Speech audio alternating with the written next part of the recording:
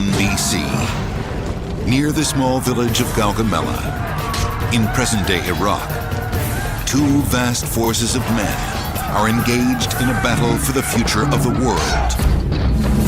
On one side is the great king of Persia, Darius, commander of the largest army on Earth. On the other side is an army one-fifth the size, led by a 26-year-old named Alexander. Prepare to experience the greatest battle of the ancient world like never before, as Alexander the Great.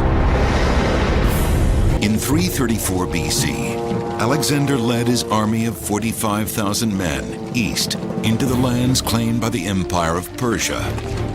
But the invasion was barely noticed by the Persian king.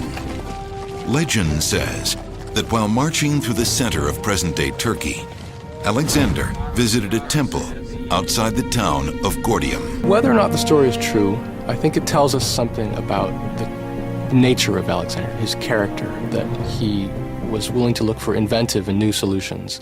And even more than that he was driven to succeed. Alexander the Great and his army of 45,000 Macedonians face a Persian army that is nearly 5 times their number. Alexander trained his men for just such an encounter. There's no question that he was an active fighting commander who went in harm's way and reveled in it.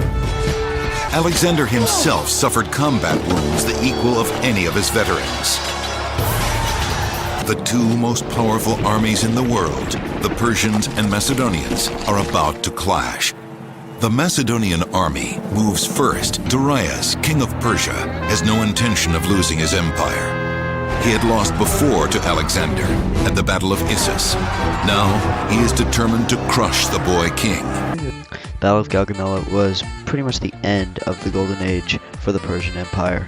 First off, they had 5 times more men than Alexander did. And if that wasn't enough, they also chose the battlefield prior to Alexander even being there. Darius was on the battlefield before Alexander was. Like, he set up his lines and everything. That in mind, he had every advantage possible. However, Alexander won the battle pretty decisively. That split Persia in half, and that was pretty much the end of the high times for Persia.